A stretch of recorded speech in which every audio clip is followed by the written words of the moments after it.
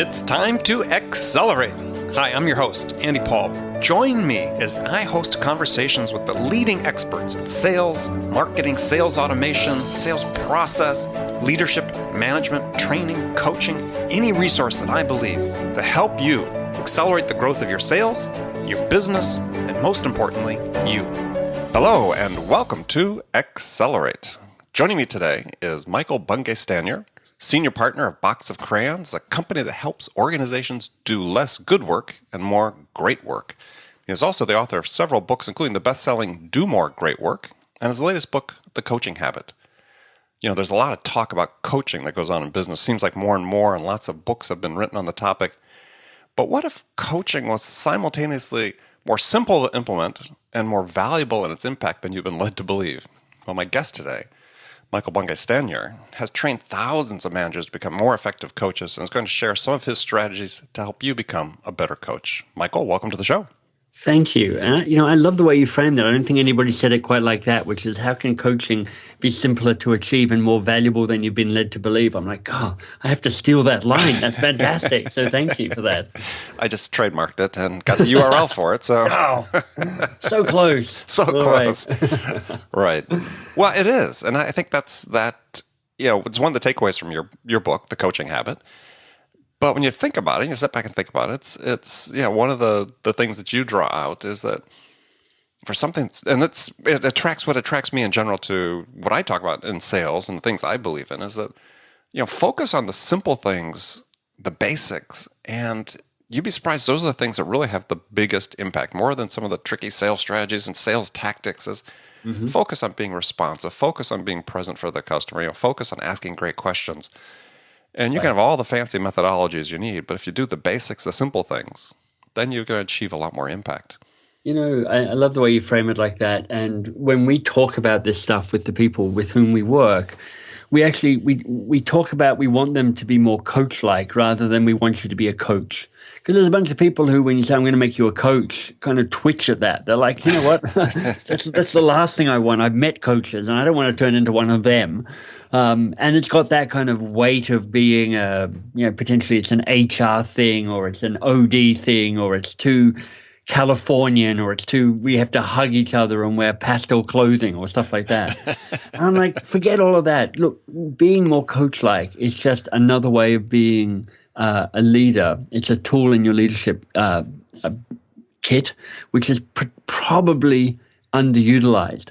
Now, actually, because we're talking to folks who are a sales audience, the possibility, though, is actually it's less underutilized, to use that double negative, because here's the thing, there's such a strong correlation between what coaching is, or being more coach-like, which is fundamentally staying curious for just a little bit longer, and what great sales conversations are, which are, I'm no expert in sales, but as far as I can tell, it boils down to this. Stop telling people what you've got to sell until you figure out what they actually need. Well, yeah.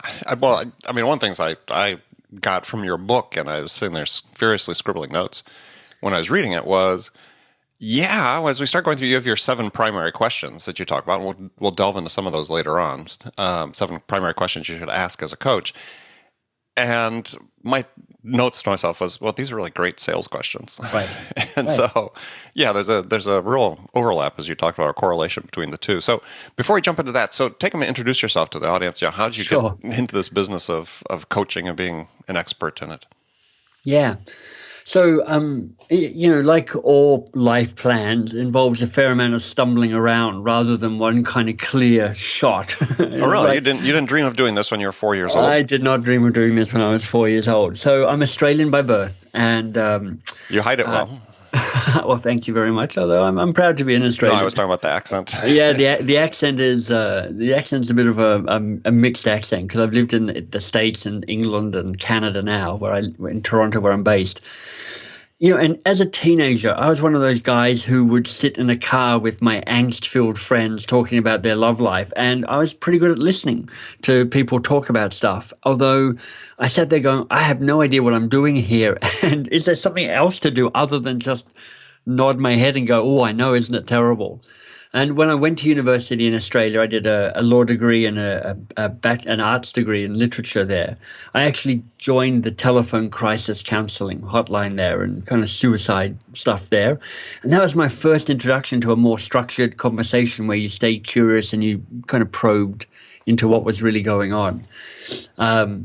I had the good luck to win a Rhodes Scholarship that took me from Australia to England. And I say good luck because I met my wife while I was in Oxford, but also it stopped me becoming a lawyer, which is the real blessing. Because man, I'd have been a terrible lawyer. Evidenced perhaps by the fact that I left law school in Australia being sued by one of my own law lecturers for defamation. It's another story, but it's like we'll take that one offline. If that wasn't a clue that I shouldn't be a lawyer, I don't know what was. And when I finished university at Oxford, I worked for a while in the world of innovation and creativity, inventing products and services, and then I moved into kind of management consulting and helping kind of large-scale change for organizations. And I started really seeing the difference between the power of giving advice, which is really where most people default to. They love to give advice, to the power of asking questions and how effective it can be to stay curious just a little bit longer. Now, by now, I'd left Boston, where I'd been living, and moved to Toronto. The job I had vanished because I actually had a flight leaving Boston forever on 9/11. So that was kind of my own little miniature version of the mess of 9/11. But shortly after that started Box of Crayons, my company. Mm-hmm. And shortly after that, well, I don't know if you know this metaphor. I'm stealing it from Jim Collins, one of his other books, not the Good to Great one. And he says, look, strategy at its best goes like this. It's bullets and cannonballs. You fire bullets, first of all. Bullets are low risk, easy to do, low cost experiments to figure out where the real target is. But once you figure out where the target is, you fire the cannonball. And Jim Collins' metaphor, which I like, mm-hmm. is most people either fire their cannonball too early. They're like, okay, I'm all in. I don't really know what's going on, but I'm all in. Or they fire it too late because they find the target, but then kind of never have the confidence to kind of commit to going all in. Mm-hmm. But, and of course, this is in retrospect, so it seems a whole lot clearer and more courageous than it probably actually was. But when we figured out that giving busy managers and leaders really practical coaching skills so they could work less hard but have more impact, that's what we want to do. Right. That was my cannon. That was the moment for my cannonball. That's where we kind of went all in on that. So let's talk about the coaching habit here now. Sure. So you have a statement in there that I thought was interesting, and you say everyone now knows that managers and leaders need to coach their people. And the first thing that came to mind is, really? I mean, do they really know that? Because I was just at a conference last week, and it was a sales conference, and it was admittedly a little skewed toward the tech business. But, there was really a statement being made on more than one occasion that here's a group of people that think that really data can replace coaching. Interesting. Well, I guess it depends. In some ways, we probably need to go back and go, well, let's talk about what we're talking about. What do we mean by coaching? And what's the difference between managing and coaching? Yeah, that's actually, I don't think I've ever had to answer that question before, so I'm going to have to sit there and wrestle with it. Let me tell you how I think about what coaching is, because it can come with kind of sporting metaphors tied in, and often when people go think about coaching, they think of two things. They either think of the executive coach. So that's the person who kind of shows up once a month or once every 2 weeks and spends an hour sitting down with some sort of lonely senior executive to help them figure stuff out. Or they think about the sporting analogy, which is like, the mentor, the expert who calls people in and goes, right, let me tell you what you're doing wrong, and now let me tell you what you're doing. Mm-hmm. And for me, neither of those are quite the right fit when I talk about coaching. What I'm talking about is, as a busy manager, as a busy leader, how do you stay curious a little bit longer? How do you use questions to more effect so that you are allowing the person you're managing or leading or influencing to figure stuff out for themselves so that they feel wiser, so that you've expanded their capacity and their potential because they've figured stuff out rather than you telling it to them. So they feel engaged and empowered, so they're more likely to go and do the thing that they've just figured out. How do you actually grow the capacity and the engagement and the impact of the people that you lead? And coaching is one of those tools that helps do that. And what's fantastic is that neuroscience, the science of how the brain works, has only proved that coaching is one of the most powerful and effective leadership techniques.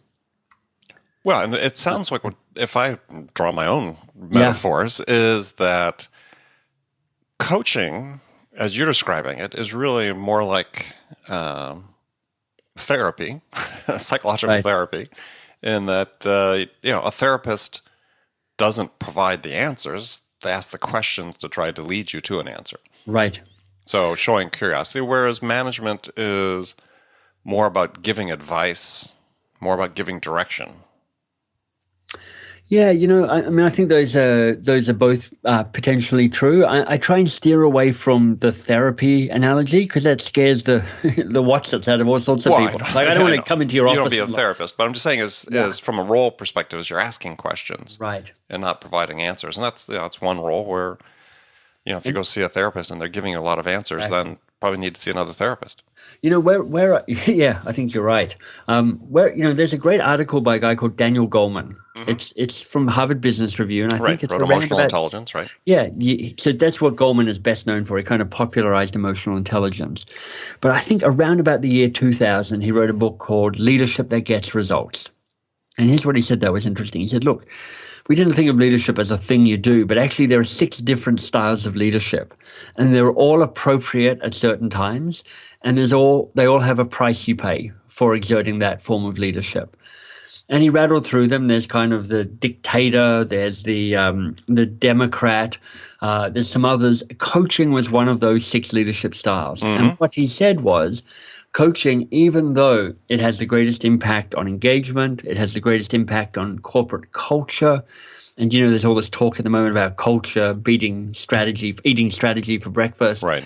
Even though I think it was second or third on having the best impact on the bottom line results, it was the least utilized of the leadership skills. So for me, I would love people to not think about management as that's where I just tell you what to do. I'd love to think of management in that broader sense of going, how do I help myself, my team, and my organization achieve the best results where we have the most possible impact and we stay engaged as best as possible? And that's not always just telling them what to do. That's using a range of strategies to help you get there. And coaching is one of those strategies. Yeah, I mean, interesting in the sales world is, there's sort of a broadening chasm, I think, between managing and coaching. I mean, there's right. managers. I think it's partially due to the fact that we've got these great technological innovations and tools that we can apply to the selling process and that generate tons of data, and so things seem to be so metric driven that you oftentimes see managers really sort of, like I said, wedded to the data and the metrics, as thinking, oh, this is the way we're going to make things better. And the coaching, really sort of falls by the wayside. Well, it's interesting, isn't it? I was talking to somebody just a couple of days ago, and she works internally for one of the big banks here in Canada, and she is a kind of a learning and development person for the call centers in one of the big banks. And the call centers are another part of our working world, which are hugely driven by data. It's like time on the phone, time to get to the point, all of that sort of stuff. And so you'd think it was very much a culture of, look, I'm just going to crack the whip and tell people what to do because I want them to hustle. And what they found is that by giving managers kind of practical coaching skills, kind of making coaching not a kind of big, weird, odd HR scary thing, but here's just a way of interacting with somebody. they've found huge benefit in their business results. They decreased turnover by, I think, about 30%. They've had double-digit growth in both top line and bottom line results in just a year or so since they have introduced this coaching approach. So I just would say, obviously, there are times when telling people what to do and going to the data is the thing to do, but it's a bit of a blunt tool, and it's probably overused rather than underused. Coaching, I'm going to suggest, an underutilized way of actually getting more impact and more focus from the people that you're working with and leading. Right. I think that you talked about this earlier, that or at least alluded to it, is that there's this perception of coaching as being this big thing. And, hey, we're going to meet every week and have our one-on-one meeting, and I'm going to coach you, through whatever problem, challenge you're facing right now. And as you talk about it, and I think which is really the way people should be approaching it, is that it really is much more of a daily informal event that takes place. Yeah. So, it doesn't work if you say to people, look, good news, we're about to add a new responsibility to your already 60 hours a week working. You're going to coach people now. And they're like, oh, God, that's never going to happen. So for us, we've got two things that are really paramount. The first is, if you can't coach somebody in 10 minutes or less, you don't have time to coach them. So part of the drive in the book is to make coaching simple and easy and kind of, I could do that as a sort of response. The second key insight is we're not looking to add to anybody's workload. We're looking to transform some of the current interactions. So it's not about going, you need to add a 40-minute one-on-one coaching session. It's like that interaction you already have with Paul or with Andy or whoever, try doing this instead of the other thing and see how that works for you. Right. Well, we're going to get into what some of those things are right after the break. We're going to take a short break here. Be right back with my guest, Michael Bungay Stanier. Hi, this is Andy. Connect and Sell is used by sales reps at nearly 1,000 companies, including hundreds of technology startups and several Fortune 500 companies, to overcome the challenges of getting prospects on the phone. Companies using Connect and Sell grow their revenues faster by enabling their sales reps to have more sales conversations in 90 minutes than they could otherwise achieve in an entire week.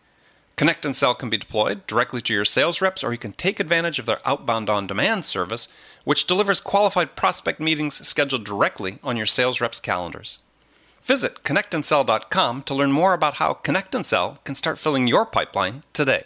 All right, welcome back. We're talking about coaching with my guest today, Michael Bungay Stanier from Box of Crayons in Canada, author of the book, The Coaching Habit.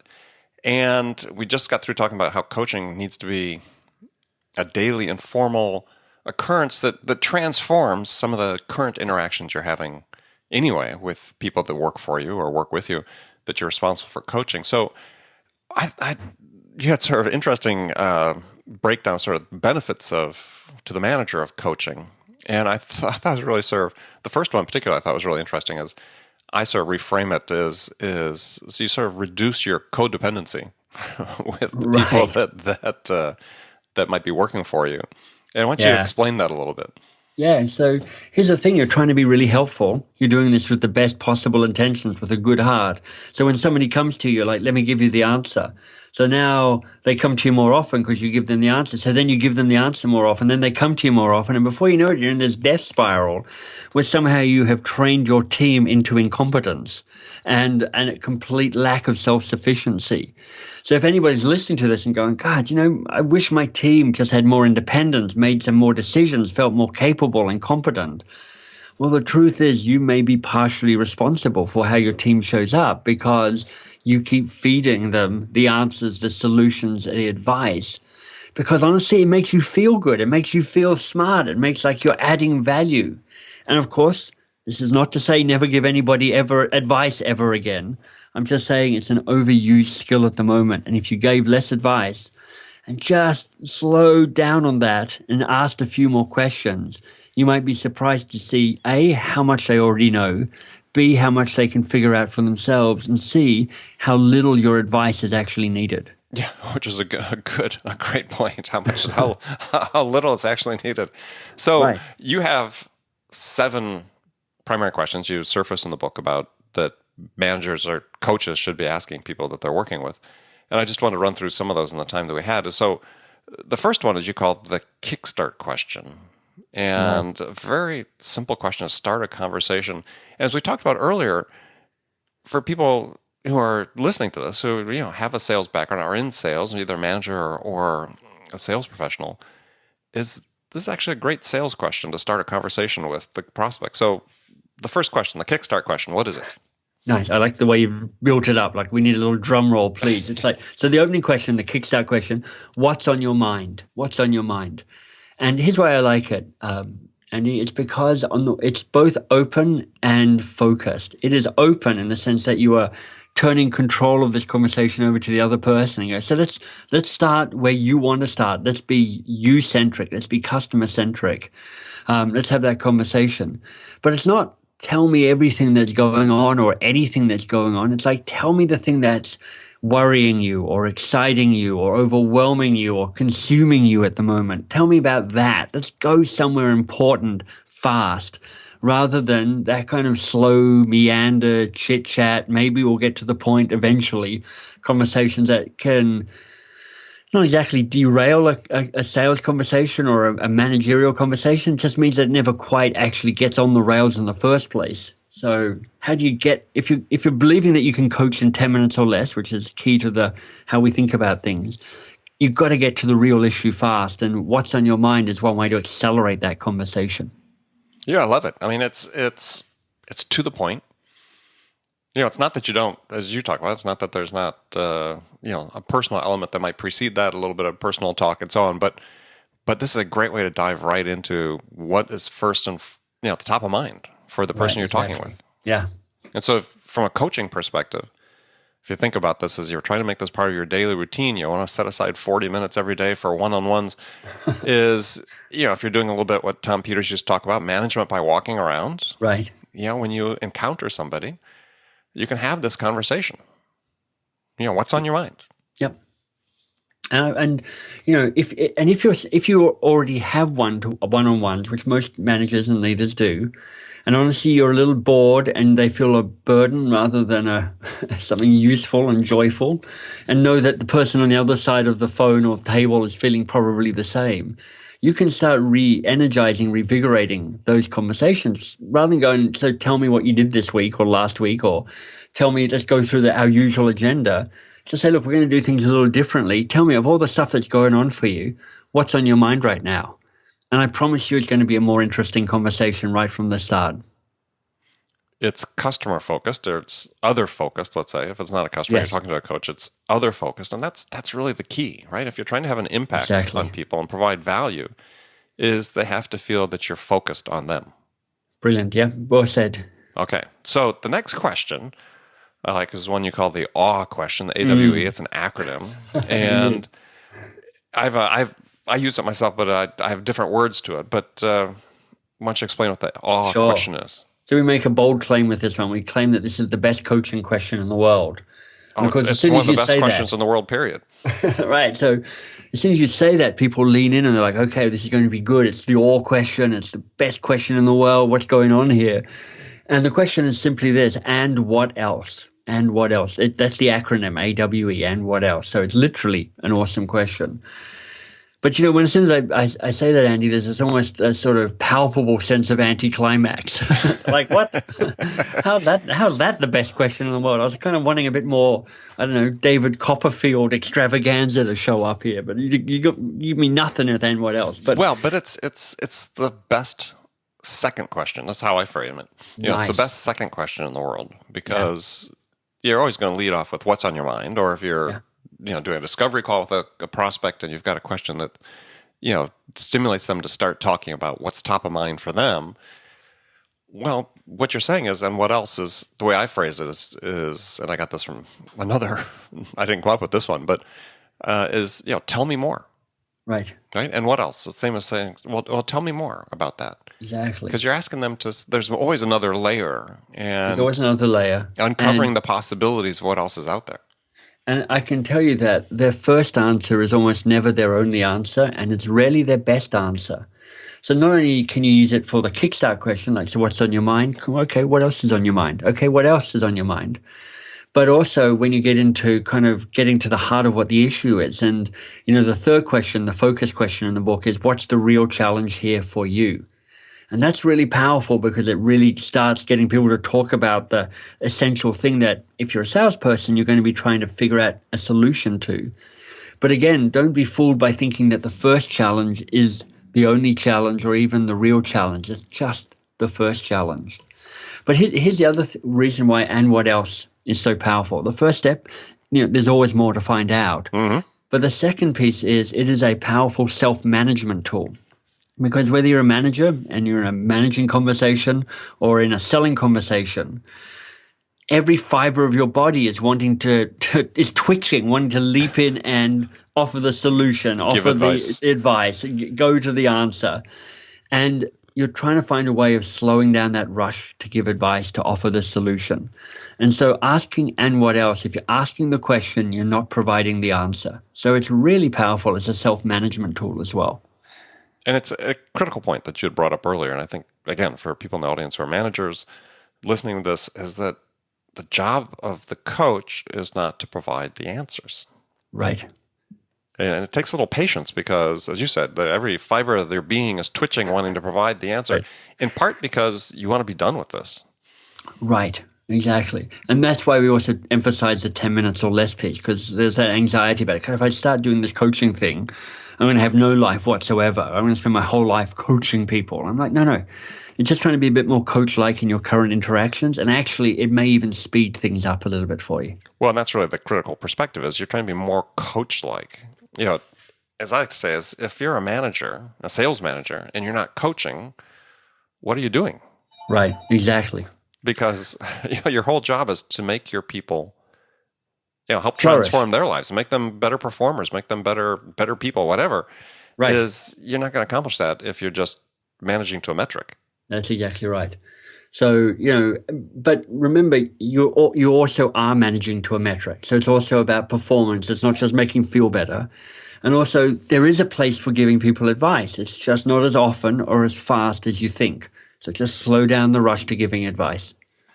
And so then your third question, sort of the last one we'll touch on here, is you said the focus question. Yeah, and I love this question, and I'm sorry for my phone ringing in the background. That's a bit of an annoying background. But the focus question is, what's the real challenge here for you? And I love this question.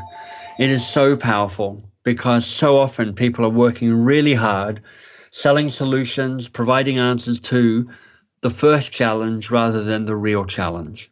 And it's important to hear the way it's constructed. It's not what's the challenge, because that's going to give you a certain answer. And it's not even what's the real challenge. That's going to get you a better answer.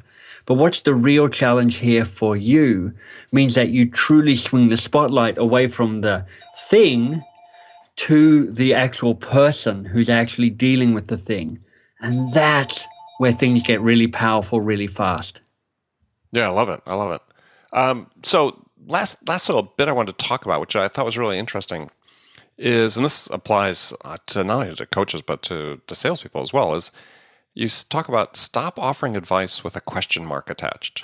Yeah. So stop cloaking your advice in the form of a question. So tell people what you mean by that. Yeah, I love that you picked that up. So it's the fake question syndrome. It's like, okay, I can't tell them what to do, so I'll make it sound like a question. Have you thought of ... And that is not a question. Have you tried? Have you tried? Have you considered? Did you think about? All of those are variations of, here's my advice. Kind of sounds like a question, but it isn't a question at all. It is just that advice giving again. So it's like, look, if you're going to give somebody advice, give them advice. Okay? If you're going to ask them a question, understand what a good question is. And you pulled out 2 or 3 of the really good ones from the book there. I love that. Yeah, and I think this whole thing about not cloaking your advice as a question is something. Think about it in the sense if you're a sales rep or a manager and you're looking at your sales rep's performance and you think about their discovery calls, how many of their questions in their discovery part are really leading questions. Yeah. Mr. Prospect, have you tried doing X designed to focus them on what you do and it demonstrates a lack of curiosity. And the person you're speaking with understands that there's a lack of curiosity there. And what it's on when you're on the other side of it. you know when you're being worked through a sales script where you're being given these kind of yes/no choices around things, and you create resistance to that because just on a neurological level, a brain science level, there's that way of the prospect is feeling manipulated, is feeling out of control, is seeing what's happening to them. And maybe this is just me projecting, because when it's done to me, I'm like, oh, I see what you're doing, and you are killing the sales call right now because of the way you're manipulating me, in a kind of 1980s style sales conversation. Yeah, I mean, the questions you should ask as a coach, and think about it. I mean, a sales rep is really a coach to the prospect, right? I mean, your job is you're providing a service to help them be able to make a decision about what to do.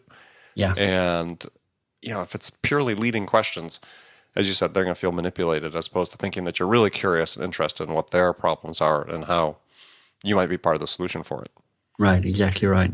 All right, well, good. Well, I appreciate that. We're going to jump into the last segment of the show. I've got some standard questions. Excellent. All my guests. I'm on edge to find out what the questions are. Lead on. All right, well, you're the star of the first one. So the first one's a hypothetical scenario.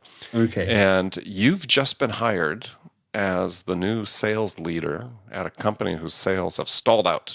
And they want to get unstuck in a hurry. And the CEO is really looking at you, Michael, to make a difference quickly. So what 2 things could you do your first week on the job that could have the biggest impact?